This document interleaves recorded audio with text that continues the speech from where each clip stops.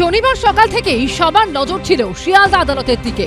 আদালত চত্বরে যেমন ভিড় ছিল মানুষের, তেমনি লক্ষ জোড়া চোখ আটকে ছিল মোবাইল ফোন বা টিভিতে।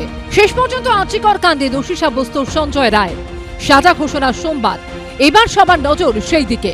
162 দিনের মাথায় শিয়ালদা আদালতের অতিরিক্ত জেলা ও দায়রা বিচারক অনির্বাণ দাস অভিযুক্তকে দোষী সাব্যস্ত করলেও বহু প্রশ্নের উত্তর এখনো অধরা। একা সঞ্জয় নাকি সঙ্গে আরো কেউ? প্রমাণ লোপাট করে মূল অপরাধীকে আড়াল করার চেষ্টা হচ্ছে কি?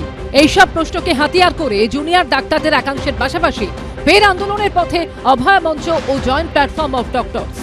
সমস্ত অপরাধীকে শাস্তি দিতে হবে, এই দাবিতে সোমবার দুপুর 1টায় শিয়ালদা আদালতের সামনে জমায়েতের ডাক দিয়েছে দুই সংগঠন।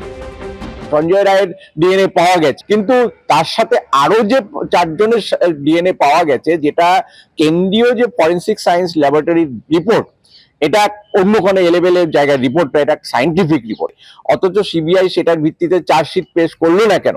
এবং সেখানে 68 জনের গতিবিধি পাওয়া গেছে সিসিটিভিতে, অনেক ফুটেজ নষ্ট করেছে, তারপরেও পাওয়া গেছে এতগুলো। তার মানে হচ্ছে সেখানে তারা ছিল।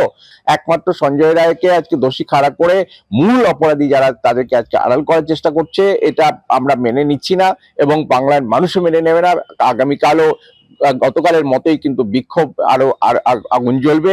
আমরা প্রাথমিকভাবে এই রায়কে স্বাগত জানাচ্ছি। একই সঙ্গে এই ঘটনার সঙ্গে প্রত্যক্ষ এবং পরোক্ষভাবে অনেকের জড়িত থাকার কথা বারবার এসেছে।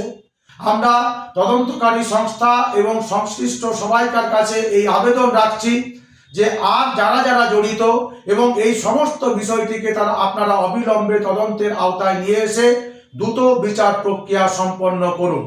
সোমবার আদালতের সামনে জমায়েত করবে জুনিয়র ডাক্তারদের একাংশ।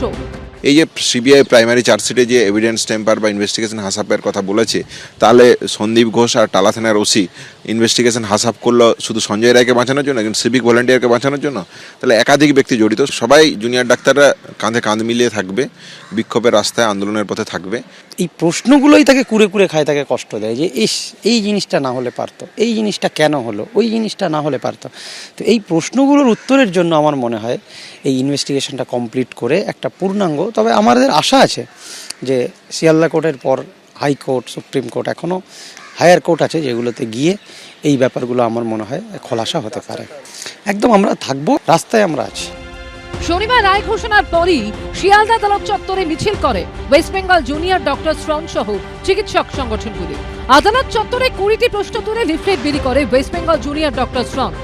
তাদের প্রশ্ন, অভয় পোস্টমর্টেম রিপোর্টে মাথায় রক্তক্ষরণের উল্লেখ, যা সম্ভবত কঠিন সারফেসে আঘাতের কারণে হতে পারে, কিন্তু ম্যাট্রেসে গলা চেপে খুন করা হলে স্কাল্পের নিচে রক্তক্ষরণ কিভাবে?